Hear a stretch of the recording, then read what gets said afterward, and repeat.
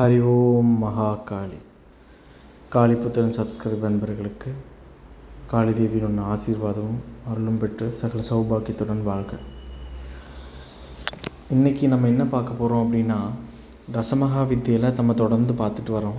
நிறைய ஆதரவு தெரிவிக்கிறீங்க, ரொம்ப நன்றி. இன்றைக்கி நம்ம தசமகா வித்தியாவில் சின்னமஸ்தா அப்படிங்கிற தேவியை பற்றி நம்ம இன்றைக்கி பார்க்க போகிறோம். இதுக்கு முன்னாடி 4 தேவிகளை பற்றி பார்த்தாச்சு. கடைசி வீடியோவில் தூமாவதி தேவியை பற்றி நம்ம பார்த்தோம். இன்றைக்கி நம்ம சின்னமஸ்தா தேவியை பற்றி நம்ம இன்றைக்கி பார்க்க போகிறோம். யார் இந்த சின்னமஸ்தா தேவி?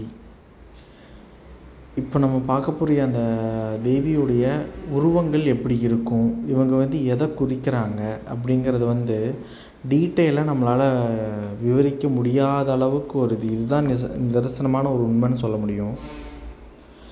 ஏன்னா அந்த அளவுக்கு இவங்களுடைய ஒரு தாற்பயம் அந்த அளவுக்கு ஒரு இதாக இருக்கும். அது அவ்வளோ சீக்கிரத்தில் யாராலையும் தெரிவிக்கவும் முடியாது. அது ரொம்ப சில இதெல்லாம் ரொம்ப ரகசியமாக கட்டி காக்கக்கூடிய ஒரு வழிபாடு முறை தான் இந்த சின்னமஸ்தா தேவியுடைய ஒரு வழிபாடு. இந்த சின்னமஸ்தா தேவி எப்படி உருவாகிறாங்கன்னு பார்த்திங்கன்னா, அந்த ரக்தபீஜன் இவங்கள மாதிரிலாம், மகிஷாசுரன் இவங்கள மாதிரிலாம் அசுரர்களை வதம் செய்ய போகும்போது தனக்குள்ளே இருக்கக்கூடிய சக்தியை, ஆர்ப்பரித்த சக்தியை தேவி வெளிப்படுத்துகிறாங்க. அப்போது நிறையா தேவிகள் வெளியில் வராங்க. வாராகியிலேருந்து, வார்தாளியிலேருந்து, எல்லாருமே, சிங்கமுகியிலேருந்து எல்லாருமே வெளியில் வராங்க. அப்படி அதில் ஒரு தேவியாக வந்தவங்க தான் இந்த சின்னமஸ்தா அப்படிங்கிற தேவி. இவங்களுக்கு வடிவத்திலேயே சின்னமஸ்தா தேவிக்கு தலை துண்டிக்கப்பட்டு தான் வந்தாங்களா அப்படின்னு கேட்டால் இல்லை. அவங்க நார்மலாக இருக்கிற மாதிரி தலையோடு தான் வந்தாங்க. இவங்களுக்கு ஒரு பரிவார தேவிகளாக பார்த்திங்கன்னா தாகினிகள்னு சொல்லுவாங்க. இந்த 2 தாகினிகள் சைடில் ரத்தம் குடிச்சிட்ருப்பாங்க, அம்பிகையோட ரத்தத்தை. அந்த தாகினி என்றைக்குமே அவங்க கூடையே இருக்கக்கூடிய ஒரு தெய்வங்கள். இவங்க யாருன்னு பார்த்திங்கன்னா, இவங்களுக்கு சைவங்கள் அவ்வளோவா இதாகாது. ரத்தம், அசைவ உணவை அதிகமாக இன்டேக் பண்ணிக்கக்கூடிய ஒரு ஆட்கள். அப்போ அசுர யுத்தம் நடக்குது. அங்கே ஆர்ப்பரித்த ஒரு ரூபமாக அம்மன் காட்சி கொடுக்குறாங்க. நிறைய பேர்த்த கொன்று குவிக்கிறாங்க. அத்தனை ரத்தத்தையும் தானும் இது பண்ணிவிட்டு தனக்கு குடிக்கிறத விட பக்கத்தில் இருக்கிற தாகினி தேவிகளுக்கு அதிகமாக அதை கொடுக்குறாங்க. ஏன்னா அவங்களுக்கு இது அது, ஏன்னா அதுதான் அவங்களுக்கு ஒரு முழு உணவே அவங்களுக்கு அதுதான். இந்த மாமிசம் இந்த மாதிரி இதெல்லாம் அவங்களுக்கு ஒரு இது. அப்போது அதை கொடுத்து முடிச்சுட்டு போரும் முடியுது. போரும் முடிஞ்சதுக்கப்புறம் எல்லாம் முடிஞ்சு எல்லாம் அவங்கவுங்க ஒரு ஸ்தானத்துக்கு மேலே போகிறாங்க. அப்படி போகிற வழியில் இந்த 2 தாகினிகளும் அவங்களுக்கு தாகமும் பசியும் அடங்கலை. அப்போ என்ன பண்ணுறாங்க அப்படின்னா, அந்த மான்களையும் விலங்குகளையும் வேட்டையாடுறாங்க. அங்கே இருக்கக்கூடிய அந்த ரத்தத்தையும் மாமிசத்தையும் உண்ண ஆரம்பிக்கிறாங்க, ரத்தத்தை குடிக்க ஆரம்பிக்கிறாங்க. அப்படி அந்த தாகினிகள் குடிக்கும் போது அதை அம்பிகை பார்த்துட்டு அவங்களுக்கு ரொம்ப மன வருத்தமாயிருது. இன்னும் என்னுடைய பிள்ளைகளுக்கு என்னால் பசி தீர்க்க முடியலையே, இது மூலிமா இன்னொரு பிள்ளைகள், அந்த விலங்குகளும் தாயுடைய பிள்ளைகள் தானே, அந்த பிள்ளைகளுடைய ரத்தமும் வீணாக போகுதே, அவங்க மாண்டு போகிறாங்களே அப்படின்னு வருத்தப்பட்டு அவங்கள தாகினிகளை கூப்பிட்டு எச்சரிக்கை கொடுத்து, இனி என் பெயரால் யாருக்கும் எந்த விதமான ஒரு சூழ்ச்சியும் நடக்கக்கூடாது, எந்த விபத்து எதுவுமே ஆகக்கூடாது, என் பக்தர்களுக்காக, என்னை நம்பி இருக்கக்கூடிய ஜனங்களுக்காக நான் என்னையே உனக்கு நான் தரேன், உனக்கு தேவை ரத்தம் தானே, அதுக்கு நானே உனக்கு நான் தரேன், உனக்கு எவ்வளோ வேணுமோ அவ்வளோ குடிச்சிக்கோ, அவங்கள நீ விட்டுடு அப்படின்னு எவ்வளோ கருணையோட ஒரு உள்ளத்தோடு அவங்க இருக்காங்கன்னு பார்த்தோம். இவ்வளோ ஆர்ப்பரித்த ஒரு கோபத்தில் இருந்தாலும் இந்த ஃபோட்டோவில் பார்க்குற மாதிரி பாருங்கள், அந்த ஒரு கழுத்தை தானே அறுத்து அதுலேருந்து பீச்சி வரக்கூடிய ரத்தத்தை தாகினி தேவிகளுக்கு கொடுக்குறாங்க. அதனால அவங்களுக்கு பசி அடங்குது. பசி அடங்கி எவ்வளோ தூரம் உன்னால் குடிக்க முடியுமோ அவ்வளோ தூரம் நீ குடி, இந்த உலகத்துக்கே ஜெகன் மாதாவாக நான் திகழ்கிறேன், உனக்கு என்கிட்ட உனக்கு என்ன வேணுமோ எல்லாமே நீ கேளு, அப்படின்னு மொத்தத்தையும் அவங்க தன் பக்தர்களுக்காக, தன் பிள்ளைகளுக்காக எடுத்து கொடுக்கக்கூடிய ஒரு கருணை வந்து காளி தேவிக்கிட்ட என்றைக்குமே இருக்கும். அவங்க பார்க்குறக்கு தான் அவ்வளோ ஆக்ரோஷ ரூபமாகவும், அவ்வளோ ஒரு கடுமையாக இருக்கிற மாதிரி தெரியும். அதெல்லாம் யாருக்கு அப்படின்னா, தீய குணங்கள் பிடித்த ஒரு நபர்களுக்காக இருக்கட்டும், தீய சக்திகளுக்காக இருக்கட்டும், இவங்களுக்கு அவங்கள பார்த்தா ஒரு இது வரும். நம்ம எல்லாம் தேவிகளோட பிள்ளைகள் அப்படிங்கும்போது அவங்கள பற்றி எக்காரணத்தை கொண்டு பயப்படணும்னு அவசியம் கிடையாது. அதுக்குன்னு தெனாவட்டாக இருக்கணும் அப்படின்னும் அவசியம் கிடையாது. இருக்கணும், பயம் இருக்கணும், பயத்துடன் கலந்த பக்தி இருக்கணும், தூய பக்தி இருக்கணும். அது இருந்துச்சுனாலே தெய்வத்துடைய அனுகிரகமும் ஆசீர்வாதமும் நம்மக்கிட்ட பரிபூர்ணமாக நம்மக்கிட்ட இருக்கும். இந்த சின்னமஸ்தா தேவியை பற்றி நான் பேசும்போது ஒரு தடவைக்கு 5 தடவை 6 தடவை ரொம்ப யோசித்து தான் நான் பேசிகிட்டு இருக்கேன்.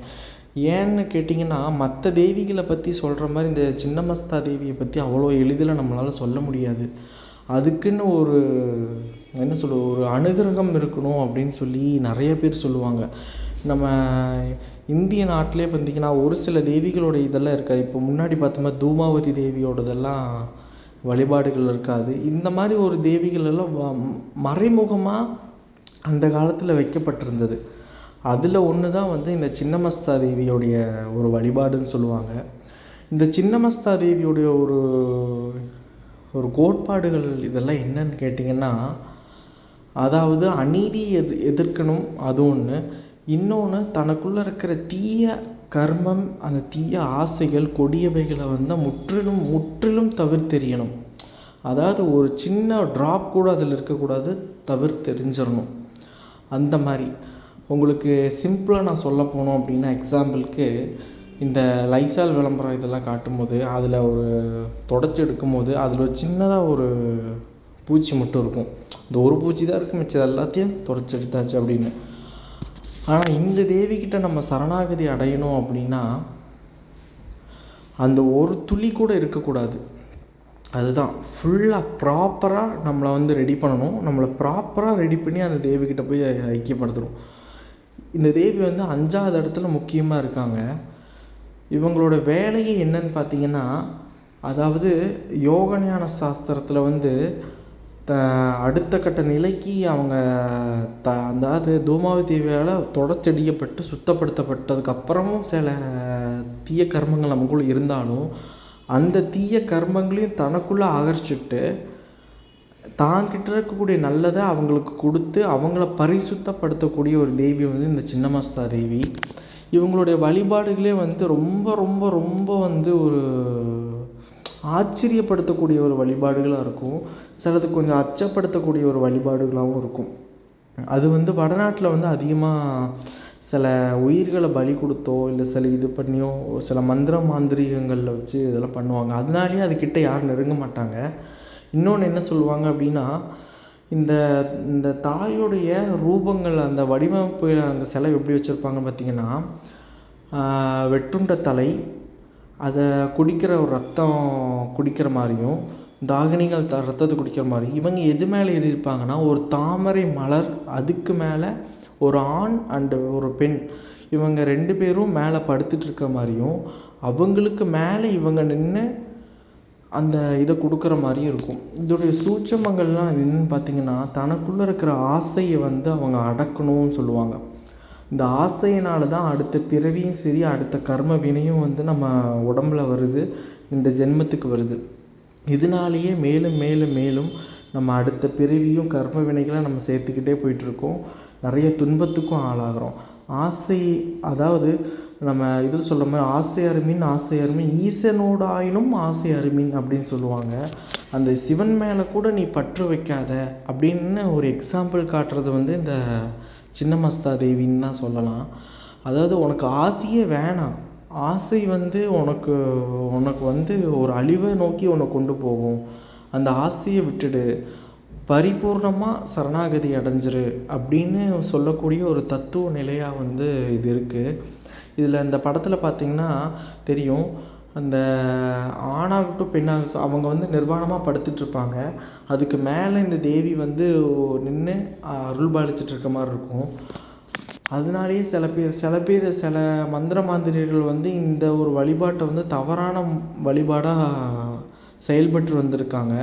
அதனால இந்த வழிபாட்டை வந்து தடை விதிக்கப்பட்டிருக்கு அப்படின்ற மாதிரி ஒரு சில பேர் சொல்கிறாங்க. எப்படி என்னன்னு எனக்கு தெளிவாக தெரியல.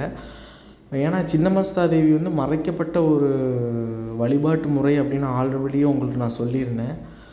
ஏன்னா இதுக்கு முன்னாடி வந்து இந்த மாதிரி வரக்கூடிய ஆணாக இருக்கட்டும் ஒரு பெண்ணாக இருக்கட்டும் அந்த வழிபாட்டு முறைக்கு போகும்போது அங்கே இருக்கக்கூடிய குருக்கள் வந்து அவங்கள்ட்ட கொஞ்சம் ஒரு தவறான ஒரு முறையில் நடந்துக்கிறதா ஒரு ஒரு வெளிப்பாடு வெளியில் ஒன்று வந்துச்சு. அதனாலேயே இந்த தேவியோட ஆலயத்துக்கு அவ்வளோ பேர் செல்ல மாட்டேங்கிறாங்க அப்படின்னு இருந்தது. ஆனால் அது கேஸெல்லாம் முடிஞ்சு இப்போது அதுக்குண்டான குருமார்கள் தகுந்தபடி வந்ததுனால அந்த மாதிரி ஒரு இதத்தை வந்து நீங்கள் தவிர்க்க வச்சுட்டு இப்போ கரெக்டாக போய்கிட்டுருக்கு. அதனால இந்த தேவியை வந்து வழிபடுறதுக்கு வந்து என்னென்னா, தன்கிட்ட இருக்கிற ஆசைகள் உனக்கு அந்த கோயிலுக்கு போகும்போது இந்த தேவியை நீங்கள் கும்பிடும் போதே உங்களுக்குள்ளே நிறைய ஆசைகள் வர ஆரம்பிச்சிடும். நான் முன்கூட்டி வீடியோவிலே நான் உங்கள்கிட்ட சொல்லியிருக்கேன். அம்பிகை வந்து நம்மக்கிட்ட நெருங்கி வராங்கன்னா ஆசைகளை முதல்ல ஜாஸ்தியாக தூண்டி கொடுத்துருவாங்க.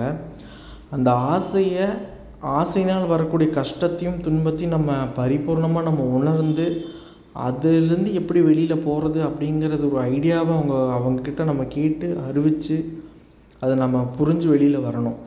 ஆனால் இந்த தேவி அதுக்கெல்லாம் எக்ஸ்ட்ரீம் லெவலில் தான் போவாங்க. என்றைக்குமே அந்த மனுஷனுக்கு இருக்கக்கூடிய மோகம்ன்ற அந்த தீய கர்ம ஆசைகளை வந்து மொத்தத்தையும் வந்து தொடச்சி எறிஞ்சிட்டு அந்த ஒரு நல்ல ஒரு பரிசுத்தமான தெய்வீக நிலையை அருளக்கூடியது வந்து இந்த மகாகாளின்னு சொல்லலாம். இந்த காளி தேவியை பற்றி பார்த்தீங்க அப்படின்னா மந்திரத்துக்கு ராணி அப்படின்னு சொல்லுவாங்க. அந்த தூமாவி தேவிக்கு சொன்ன மாதிரி தான் மந்திரத்தில் ஒரு சின்ன பிழை மாறுச்சுனாலும் இவங்க கிட்டேருந்து நம்மளால் தப்பிக்க முடியாது அப்படின்னு சொல்லுவாங்க. ஏன்னா அதுக்கு ஒரு விதம் ஒன்று வச்சுருப்பாங்க. அவங்களுடைய ஆசையை வந்து எந்த அளவுக்கு அறுத்தி எறிகிறாங்களோ அதுக்கேற்ற வினைகளை வந்து அவங்க கொடுப்பாங்க. இப்போ யோகஞான சாஸ்திரம் பண்ணுறோம் அப்படிங்கும்போது அவங்க யோகம் பண்ணுறவங்களுக்கெல்லாம் நிறையா ஒரு தேவையில்லாத எண்ணங்கள் சரி, தேவையில்லாத சிந்தனைகள் சரி, இந்த மாதிரி நிறையா அவங்களுக்கு வரும். இதை எல்லாமே அடக்கி ஒடுக்கி தனக்குள்ளே கொண்டு வந்து அவங்கள ஒரு பரிசுத்த நிலைக்கு கொண்டு வரக்கூடிய ஒரு ஜீவகாருண்யம் சொல்லுவாங்க. அந்த மாதிரி ஒரு நல்ல நிலையை கொடுக்கறது வந்து இந்த சின்னமஸ்தா தேவின்னு சொல்லலாம். அதை வந்து எதிர்த்து போராடக்கூடிய ஒரு சக்தியை கொடுப்பாங்க. தேவையில்லாத ஒரு எண்ணங்கள் மனசுக்குள்ளே கலக்கம், சந்தேகம், இந்த மாதிரி ஒரு பொறாமை, இந்த மாதிரி நிறைய நம்ம மனசுக்குள்ளே வந்து தோன்றி வந்துக்கிட்டே இருக்கும். அது வராமல் ஒரு அக்கினி பிழம்பாக இருந்து செயல்படுவாங்க. அப்புறம் தனக்குள்ளே இருக்கக்கூடிய சக்தியை தான் எப்படி உணரணும் அப்படிங்கிறதுக்கு உண்டான ஒரு சூட்சுமத்தையும் அவங்க காட்டி கொடுத்துருவாங்க. தாங்கிட்ட வந்த ஒரு தாகினி தேவிகள், அதாவது அவங்க ஒரு பிசாசு ஒரு இதுதான். அவங்க வந்து என்ன சொல்கிறது, ஒரு தெய்வமாக இருந்தாலும் அவங்களுடைய குணம் எப்படின்னு பார்த்திங்கன்னா ரத்தத்தை குடிக்கக்கூடிய அந்த ஒரு அசுர குணமாக தான் அவங்களுக்கு இருக்கும். அவங்கள இப்போ யக்ஷினிகள் சொல்கிறாங்க இல்லையா, யக்ஷினிகள், இவங்க தாகினிகள், இவங்கெல்லாம் தான் அவங்கள தனக்குள்ளே கொண்டு வந்து அந்த பிசாசுகளுக்கும் அவள் தான் தாயின்னு நான் முன்னாடியே சொல்லியிருக்கேன். அப்பேற்பட்ட அவங்களுக்கே அவங்க கருணை காட்டும் போது நம்மளை மாதிரி ஒரு தெய்வத்தை நெருங்கி நம்ம கிட்ட போகும்போது நமக்கு அவங்க எந்த அளவுக்கு ஒரு கருணையை காட்டுவாங்க அப்படிங்கிறத நம்ம என்றைக்கும் நினச்சி பார்த்துக்கணும். அதுக்குன்னு அந்த தாகினி தேவிகளை பற்றி நான் தவறாவோ இல்லை வந்து அவங்கள தாழ்த்தியோ நம்ம மனித உருவத்தை வந்து உயர்த்தியோ நான் சொல்ல வரல. இருந்தாலும் அவங்களுடைய கருணையை பற்றி நான் அவங்கள்ட்ட சொல்ல வரேன். அப்பேற்பட்ட கருணையுள்ள உள்ளம் கொண்ட ஒரு தேவி தான் வந்து இந்த சின்னமஸ்தா தேவின்னு சொல்லுவாங்க. இந்த சின்னமஸ்தா தேவியை பற்றி சொல்லணும் அப்படின்னா இந்த ஒரு நாள் பத்தாது, ஒரு வாரம், ஒரு மாதம் கூட பத்தாது, சொல்லிக்கிட்டே போகலாம். முதல்ல தசமகா வித்யாவில் மொத்தம் 10 தேவிகளை பற்றியும் நான் குறிப்புகளை சொல்லி நான் முடிச்சிட்றேன். அதுக்கப்புறம் இந்த ஒவ்வொரு தேவிகளை பற்றி நீங்கள் என்ன விரும்புகிறீங்கன்றதை தனியாக கமெண்ட் பண்ணுங்கள். அதை பற்றின முழு விவரத்தோடு நான் வீடியோ போடுறேன். சின்னமஸ்தா தேவியை பற்றி நான் வந்து லெசன் பண்ண வேண்டியது இன்னும் நிறையா இருக்குது. அவங்கள பற்றின ஒரு ஆராய்ச்சி வந்து நிறைய இருக்குது. அதனால அவங்கள பற்றி எனக்கு தெரிஞ்ச என் குரு எனக்கு சொல்லி கொடுத்த அந்த ஒரு சில விஷயங்களை நான் மட்டும் உங்ககிட்ட நான் ஷேர் பண்ணிகிட்ருக்கேன். அவ்வளவுதான், சரிங்களா? இந்த மாதிரி யோகஞான சாஸ்திரத்துலையும் சரி, நார்மலான ஒரு இதுலேயும் சரி, அவங்களுக்கு ஒரு நல்ல ஒரு நிலையை அருளக்கூடிய ஒரு தேவியாக வந்து இந்த சின்னமஸ்தா தேவி இருக்காங்க. இவங்களை வந்து யாரெல்லாம் வழிபடலாம் அப்படிங்கிற ஒரு கோட்பாடு இருக்கும் இல்லையா? யாரெல்லாம் வந்து மற்ற காளி தேவி உருவத்தை வந்து சரிப்பா இப்படி சொல்கிறீங்க நான் வழிபட்டுக்கிறேன் அப்படின்னு இருக்கலாம். ஆனால் இந்த தேவியை வந்து எப்படி நான் வழிபடணும், எப்படி யாரெல்லாம் வழிபடுறதுக்கு உகந்தவங்க அப்படிங்கிற ஒரு சந்தேகம் வந்து எல்லாருக்குமே எழும்ப தான் செய்யும். காளி தேவியாக நம்ம எப்படியெல்லாம் வணங்குறோமோ அதே மாதிரி இந்த தேவியை வந்து நம்ம தாராளமாக நம்மளால் வணங்க முடியும்.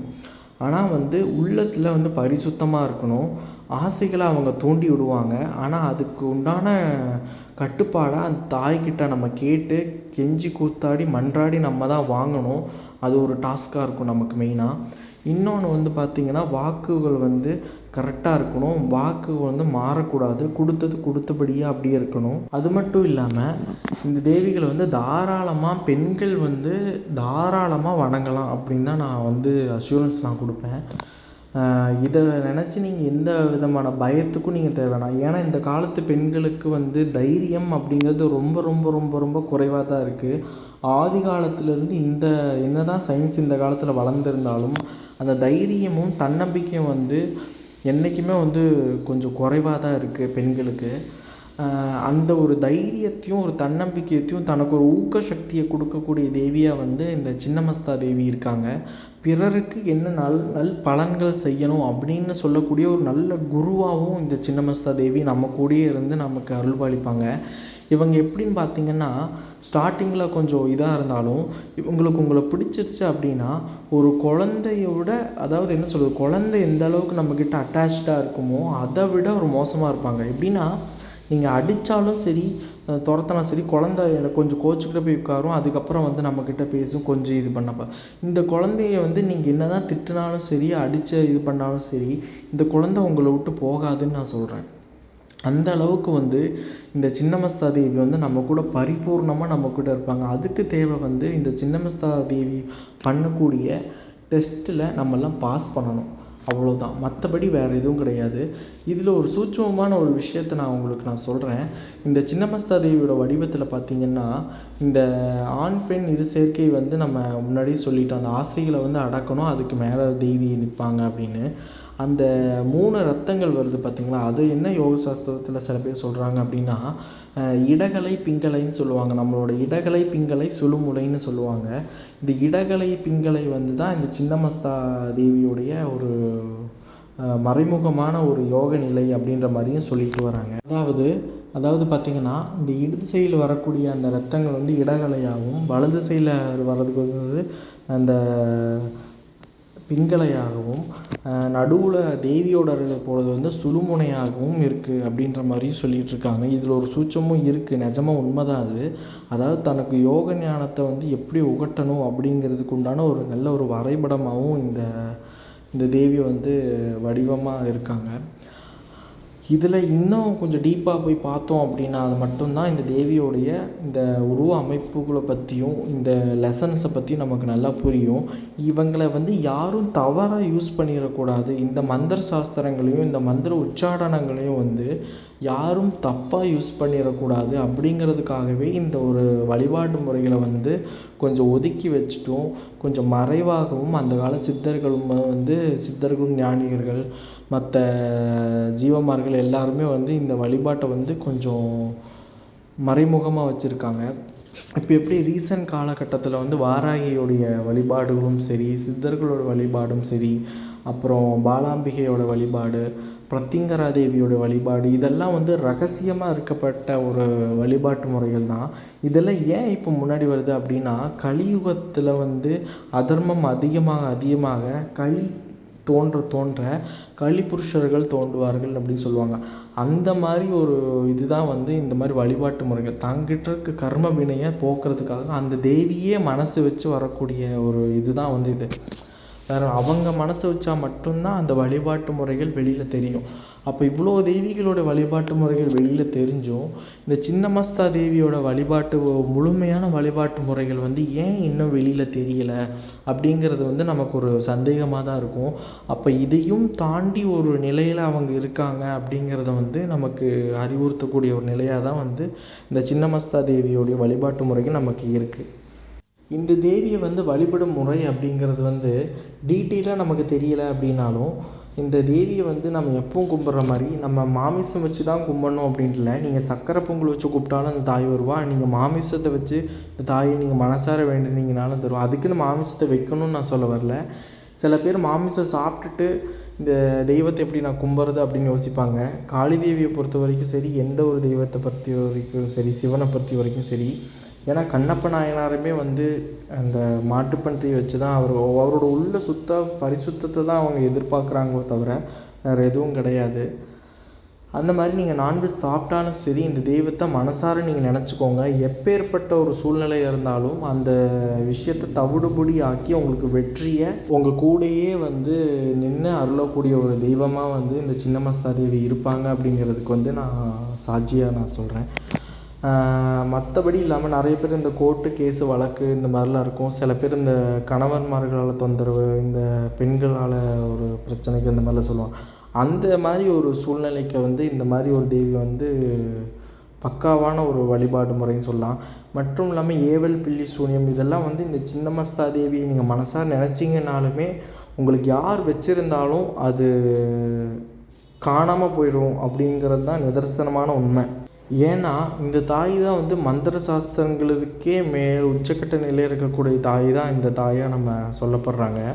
அப்போ இந்த சின்னமஸ்தா தேவி வந்து அவ்வளோ கருணையான உள்ள தனக்கு வந்த பக்தர்கள் ஒரு சொட்டு கண்ணீர் விட்டால் அதுக்கு எந்த அளவுக்கு அவங்களுக்கு ரியாக்ட் ஆகும் அப்படிங்கிறத நான் உங்களுக்கு சொல்லி தேவையில்லை. பசின்னு வந்தவங்களுக்கு நிறைய தானம் பண்ணுங்கள், தர்மம் பண்ணுங்கள்.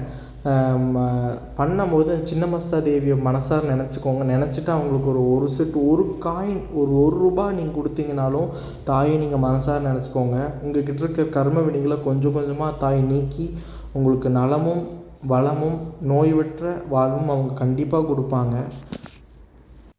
ஏன்னா தாங்கிட்ட இருக்கிற தெய்விகளுக்கே அவங்க தான் ரத்தத்தை கொடுத்து இது பண்ணவங்க வந்து இது அப்படிங்கும்போது நிறையா என்ன சொல்கிறது, சயின்டிஃபிக்காகவும் சரி, ஆன்மீகமாகவும் சரி, ரத்த தானம் நிறைய பேர்த்துக்கு பண்ணுங்கள். இந்த முடியாதவங்களுக்கு நிறைய உதவி செய்யுங்க. மருத்துவத்தில் வந்து நிறையா இதில் இன்ட்ரெஸ்ட்டில் இருக்கக்கூடியவங்களுக்கு வந்து இந்த தாய் வந்து நிறையா உதவி செய்யக்கூடிய ஒரு நிலையில் இருக்கக்கூடியவங்க. அவங்க இந்த வழிபாட்டை வந்து தாராளமாக நீங்கள் மேற்கொள்ளலாம். இதுக்கு எந்த விதமான ஒரு அச்சமோ ஒரு இதுவோ தேவைப்படாது. அதனால் நீங்கள் தாராளமாக இந்த தேவியை வந்து நீங்கள் தாராளமாக வழிபடலாம். அதுவும் இல்லாமல் உங்களுக்கு நரம்பில் ஏதாவது பிரச்சனை இருக்குது, நரம்பு மண்டலத்தில் பக்கவாதங்கள் ஏதாவது இருக்குது, அப்புறம் வந்து நிறையா முடியாமல் இருக்குது அப்படின்ற ஒரு விஷயங்கள் இருந்துச்சுன்னா இந்த தேவி வந்து உங்களுக்கு பரிபூர்ணமான அருள் கொடுப்பாங்க. ஆனால் கர்ம வினையின் அடிப்படையில் தான் இந்த தேவியால் உங்களுக்கு அனுகிரகம் பண்ண முடியும். ஏன்னா இது தர்ம அதிபதி. அப்படிங்கும்போது தர்மத்துக்கு மட்டுமே இந்த தாய் வந்து கட்டுப்பட்டு நிற்பாங்க. உங்களுக்கு என்ன கர்மம் விதிச்சிருக்கோ அதை கொஞ்சம் கொஞ்சமாக தான் அவங்கக்கிட்டேருந்து நீக்கி எடுப்பாங்க. ஆனால் நிறைய சோதனைகள் வரும், அதை நீங்கள் தாண்டணும். அதுக்காக தான் இந்த தாயுடைய வழிபாட்டை கொஞ்சம் இது பண்ணி வச்சுருக்காங்க. முழுமையான ஒரு டீட்டெயில் கிடைக்கும் போது நான் உங்களுக்கு ஒரு ஃபுல் வீடியோவாக நான் உங்களுக்கு போடுறேன்.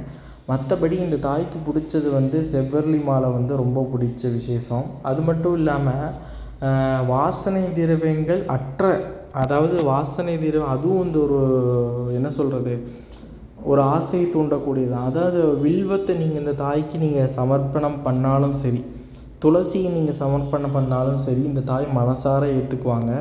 அதில் உங்களுக்கு எந்த விதமான ஒரு அச்சப்பாடும் வேணாம். முக்கியமாக தீபதூப இது வந்து கொஞ்சம் நிறையா எதிர்பார்க்கக்கூடிய ஒரு தேவியாக இருப்பாங்க. வந்து புகை மண்டலம் அந்த இதில் இவங்க தோன்றிய ஒரு ரூபமே வந்து அந்த புகை மண்டலத்துலேருந்து தான் தோன்றி வெளியில் வருவாங்க. அப்படிங்கும்போது அந்த ஒரு நிலை வந்து ஒரு சாந்தமான ஒரு நிலையை அவங்க தரணும். அதனால் ரொம்ப மைல்யூட்டாக நமக்கு மனசுக்கு திருப்தியாக இருக்கக்கூடிய ஊதுபத்தியாக இருக்கட்டும், சாம்பிராணியாக இருக்கட்டும், அந்த மாதிரி பற்ற வச்சு தனக்கு இது பண்ணுங்கள். இயற்கையான சூழ்நிலையில் எல்லோரும் இருக்கிறதுக்கு பாருங்கள். இயற்கையை நல்லபடியாக காப்பாற்றி கொண்டு வாங்க. நிறைய பேர்த்துக்கு உதவி செய்யுங்க.